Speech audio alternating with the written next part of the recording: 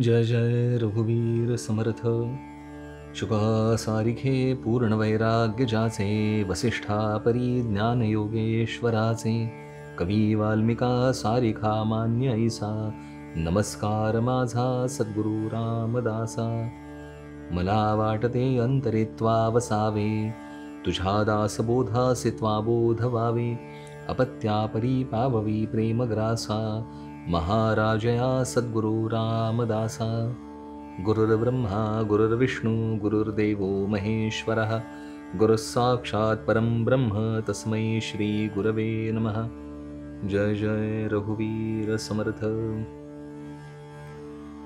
आज आपण दासबोधातील 5व्या दशकाला प्रारंभ करत आहोत. याच्या आधीचा जो दशक होता तो नवविधा भक्ती. यामध्ये नवमी भक्ती म्हणजे आत्मनिवेदन भक्ती समर्थांनी आपल्याला समजावून दिली. नवमी भक्तीबद्दल असं सांगितलंय समर्थांनी की जर समजा नवमी भक्ती नाही झाली तर ह्या जीवनाची सार्थकता होत नाही. आत्मनिवेदन होत नाही तोपर्यंत माणूस म्हणून आपण जे जन्माला आलो ते मात्र सार्थक होत नाही. माणसामध्येच ही सोय आहे की आपण ह्या जन्माचं, ह्या नरदेहाचं खऱ्या अर्थाने हित कशात आहे हे ओळखू शकतो.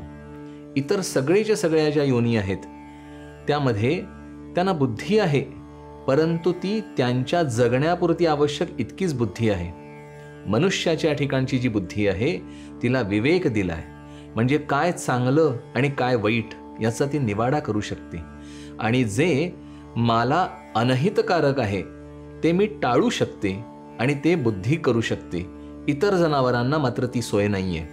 त्यांना जे आवश्यक आहे तेच ते करतात, जे अनावश्यक आहे ते करत नाहीत, कारण त्यांचा संपूर्ण बुद्धीचा खेळ त्यांच्या देहापुरता मर्यादित असतो. आणि माणूस मात्र या देहाच्या पलीकडे विचार करू शकतो. मग ही जी सोय विशेष मनुष्य देहात आहे, किंबहुना ही एकमात्र ह्या देहात आहे, त्या देहामध्ये आल्यानंतर आपण जर सार्थक नाही केलं, त्या सोयीचा वापर नाही केला तर त्याच्यासारखी दुसरी हानी कुठली होणार. पण ही सोय आपण वापरू कशी शकतो त्याला समर्थ म्हणतात, जे गूढ आहे ते समजावून देण्यासाठी म्हणून आपल्याला गुरु लागतो. खरं सांगायचं म्हणजे व्यवहारातील देखील प्रत्येक गोष्ट गुरुच्याच आधाराने होत असते. आपण लहानाचे मोठं होतो, मग आपण चालायला शिकू, जेवायला शिकू, बोलायला शिकू. माझ्या व्यवहारातील साधे कपडे नेसणं हा जो प्रकार आहे ना, तो देखील मी माझ्या आईवडिलांकडनं, बहीण भावंडांकडनं वा कुठल्या तरी मोठ्या लोकांकडनं शिकतो तेव्हाच मला येतं. मी लिहाय वाचायला शिकतो, बोलायला शिकतो. या सगळ्या गोष्टी गुरुशिवाय होत नाहीत. हे जे शिकवतात व्यवहारातले त्यांना गुरु म्हणायचं. त्यांच्या आधाराने माझा व्यवहार, माझं आयुष्य अत्यंत सोपं आणि सुकर होतं. मी आयुष्यामध्ये काहीतरी साध्य करू शकतो. अशा सगळ्या मंडळींचा माझ्या आयुष्यामध्ये जो काही हातभार असतो त्याच्याबद्दल मी आयुष्यभर त्यांचा ऋणी राहतो. परंतु ह्या नरदेहाचं सार्थक संतांच्या दृष्टीने, आपल्या ऋषीमुनींच्या दृष्टीने केवळ व्यवहार्य साध्य करण्यात नाही, तर ह्या व्यवहाराच्या पलीकडे, ह्या नरदेहाच्या किंबहुना या मायेच्या पलीकडे जे आहे ते समजावून घेण्यामध्ये खऱ्या अर्थाने आहे. समर्थ म्हणतात, जे वेदास साकडे, जे शब्दास कानडे, जे वेदांना सुद्धा समजत नाही, जे ह्या शब्दांच्या पलीकडे आहे ते समजावून घेणं. वास्तविक पाहता वेद ह्या शब्दाचाच अर्थ जाणणे असा आहे. वेद म्हणजे जाणणे, आणि शब्दाच्या आधारानेच आपण सगळं आयुष्य जाणत आलेलो आहे. ह्या दोन्ही गोष्टींच्या पलीकडे काय आहे, जे जाणण्याच्या पलीकडे आहे. कारण जाणणारा जो आहे ना तो देखील जिथे मुरतो ते म्हणजे आत्मतत्व आहे, ते परब्रह्म आहे. आणि ते साध्य होणे म्हणजे जीवाचा शिवाशी एकरूपता साधणे, हीच सायोज्य मुक्ती जी समर्थांनी मागच्या दशकात सांगितली. मग ह्या दशकामध्ये समर्थ सांगतात ती साधायची कशी, ते साध्य कोण करू शकतं, त्याला साह्यभूत कोण कोण होतं, ते म्हणजे नक्की काय, हे सगळाच्या सगळा ऊहापोह समर्थ ह्या दशकामध्ये, 5व्या दशकामध्ये करतात. त्यामधील पहिला समाज जो आपण आज बघत आहोत त्यामध्ये गुरुनिश्चय हे त्याचं नाव आहे. गुरु लागतो का? प्रत्येक ठिकाणी लागतो. मी मगाशी सांगितल्याप्रमाणे व्यवहारात लागतो का? 100% लागतो. आपल्याला रोज ठाई ठाई लागतो. अहो ते कशाला, एखादी गोष्ट कुठे स्वस्त मिळते हे सुद्धा मला दुसऱ्याकडनं जेव्हा कळतं तेव्हा त्याचा एक वेगळा आनंद असतो, सहजतेने मला प्राप्त होते. एखादी गोष्ट आयती कशी मिळवायची हे देखील मी दुसऱ्याकडनं शिकतो. वास्तविक पाहता मी लहान असताना प्रयत्नवादी असतो. कसा प्रयत्नवादी असतो, मला भूक लागल्यानंतर मी रडतो आणि तिथे मला जाणीव होते रडलं की माझी भूक भागते आणि मी तो प्रयत्न करतो पुढल्या वेळी भूक लागल्यानंतर कुठला, रडण्याचा. म्हणजे मी प्रयत्नवादी असतो. हळूहळू मला लक्षात येतं कमी प्रयत्न करून मला साध्य कसं होईल याचा मी विचार करायला लागतो आणि ती म्हणजे बुद्धी आहे. ही व्यवहारातली बुद्धी परमार्थात कशी आणायची, तर मला असाध्य जे आहे ते साध्य कसं होईल, त्याला सहाय्यभूत कोण होईल याचा विचार करणे. परमार्थिकदृष्ट्या असाध्य गोष्ट फक्त एकच आत्मतत्व आहे, जी स्वप्रयत्नाने साध्य नाहीये, गुरुच्या आशीर्वादाने साध्य आहे.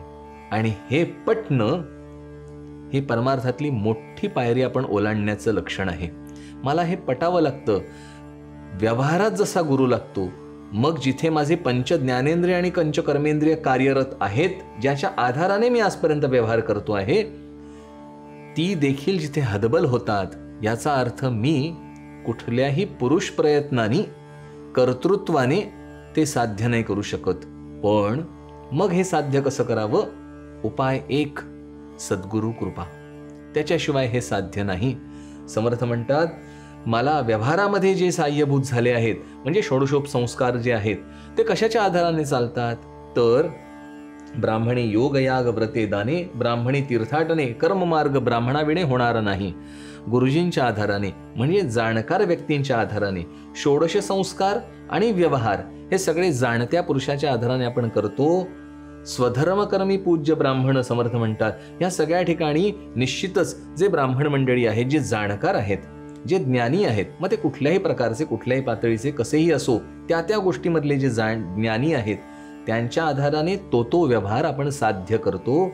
समर्थ म्हणतात परिज्ञान नव्हे सद्गुरुविण, सद्गुरुशिवाय मात्र ते ज्ञान नाही होणार. ब्रह्मज्ञान नसता सीड जन्म मृत्यू चुकेना. इथे समर्थ स्वच्छ सांगतात जोपर्यंत ते ब्रह्मज्ञान प्राप्त नाही तोपर्यंत शिणवटा जाणार नाही. आपण खूप दमलो की आपल्याला काय करावं असं वाटतं, छानपैकी आपण झोपूया, विश्रांती घेऊया असं जे वाटतं. म्हणजे काय मी करतो, तर मी सगळ्याच्या सगळ्या क्रिया बंद करतो आणि माझं शरीर मन बुद्धी स्वस्थ करतो. ती विश्रांती मला आवश्यक असते. समर्थ म्हणतात खरी विश्रांती कुठे आहे, तर ह्या देहाच्या पलीकडे त्याचा अनुभव घेणे ही खरी विश्रांती आहे. ज्ञानविरहित जे जे केले ते जन्मासमूळ झाले, म्हणून सद्गुरूची पाऊले अगत्य. पहिली सद्गुरूंची पावलं धरायला हवीत. ज्ञानरहित जे जे कराल, किंबहुना ज जाणता जे जे कराल, त्याने दुःखाच आपण ओढवून घेतो. वास्तविक आता सुखासाठी धडपड आहे. प्रत्येक गोष्ट मी सुखासाठी करतो, प्रत्येक गोष्ट मी दुःख टाळावं म्हणून करतो. परंतु त्या सगळ्या धडपडींनी मला मिळतं काय, दुःखच जास्त मिळतं, सुख क्षणिक मिळतं. मग निश्चित स्थायी समाधान ज्याने मिळेल ते म्हणजे आत्मतत्वाशी ऐक्य.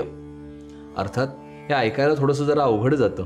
त्या परब्रह्माशी ऐक्य कसं होणार, मला कसं मिळणार, मला ते कळणार की नाही. अगदी बरोबर, हे प्रश्न योग्य आहेत आणि हे अवघड देखील आहेत. परंतु ह्या अवघड प्रश्नांना सोपं करण्याची जबाबदारी ज्याची आहे ना, त्याला म्हणायचं सद्गुरू. आणि माझं काम अशा माणसाला शरण जाणे एवढं असतं. एकदा का मी शरण गेलो की त्याच्याकडे जबाबदारी लागते. शरणागती ही माझी मात्र मलाच करावी लागते, धडपड मलाच करावी लागते. मगाशी मी जसं उदाहरण दिलं, मला भूक लागलेली आहे हे मी लहान असताना किंवा समोर एखादं तान्हं बाळ बघून आपल्याला कळतं त्याला भूक लागली, किंवा ते रडायला लागतं. म्हणजे हे रडणं हे त्याला करावं लागतं. तसं मला शरणागती मात्र माझी मलाच करावी लागते. शरण जायचंय कोणाला, समर्थ म्हणतात तरी सद्गुरु कृपे विरहित सर्वथा न घडे स्वहित, यमपुरीचा अनर्थ चुकेना.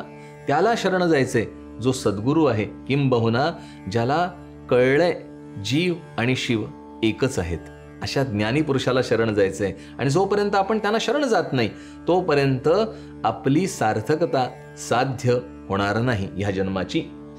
म्हणून समर्थ म्हणतात, करून नाना सायास. किती आहे माणसाकडे? मला या व्यवहारामध्ये भरपूर काही माझ्याकडे आहे. या व्यवहारामध्ये मी बरंच काही साध्य केलंय, स्वकर्तृत्वाने मिळवलेलं आहे. असा मनुष्य जरी असला, त्याबद्दल समर्थ म्हणतात, करून नाना सायास, केला 14 विद्यांचा अभ्यास, रिद्धी सिद्धी सावकाश वोळल्या जरी. सगळ्या विद्या येत आहेत, सगळं काही तो जाणतोय, मुबलकता आहे आर्थिक दृष्ट्या, सुबत्ता आहे, सत्ता आहे, सगळं आहे, तरी देखील तरी सद्गुरु कृपे विरहित सर्वथा न घडे स्वहित. तरी सद्गुरु कृपा जोपर्यंत होत नाही तोपर्यंत खरं स्वहित होत नाही, खऱ्या अर्थाने हित होत नाही. यमपुरीचा अनर्थ चुकेना येणे. यमपुरीचा अनर्थ म्हणजे मृत्यू, ते जात नाही. मृत्यूचं सगळ्यांनाच भय आहे. खरं तर एकमात्र भय आहे या जीवनातलं, मृत्यू. बघा, आपण कधी कोणाला विचारलं ना की जे रिटायर्ड होत आहेत, त्यांना जर आपण विचारलं की आता तुम्ही रिटायर्ड होणार, तो रिटायरमेंट आहे ना, हे त्या ऑफिसमधल्या कार्यप्रणालीचा मृत्यू झाला आणि ते सहन होत नसतं. म्हणून रिटायरमेंट नंतर एकदम पोकळी येते. का पोकळी येते? याचं कारण तो तिथे त्याचा मृत्यू झालाय. कुठला? जो त्या ऑफिसमध्ये किंवा ज्या कुठल्या कार्यालयात आपण काम करत असू त्या कार्यकर्त्याचा तिथे मृत्यू झाला, संपला. आणि म्हणून मृत्यू नको असतो. जसं हे तसंच या देहाचं सर्वात जवळचा, सर्वात आवडीचा आणि सर्वात प्रिय या जगामध्ये मला हा माझा देह आहे. आणि जे अत्यंत प्रिय आहे ते गमावणं हे सर्वात दुःखदायक असतं. सध्याच्या काळात अत्यंत प्रिय म्हणजे मोबाईल आहेत. मोबाईल हरवला ना की त्याच्यासारखं दुःख नाही आहे की नाही? सगळ्यांना हे होतं. कारण जी गोष्ट प्रिय आहे ते गमावण्यात दुःख आहे. म्हणजे दुःख प्रियता गमावण्यापेक्षा माझी प्रिय म्हणून बसलेल्या वासनेत असतं. आणि इथे सद्गुरू लागतो. कारण ही ज्याच्यावर प्रिय म्हणून माझा देहावर बसलेली वासना काढतात आणि विदेह जो आहे, जे आत्मा आहे, जे माझं मूळ स्वरूप आहे, त्याच्यावर ते नेऊन ठेवतात.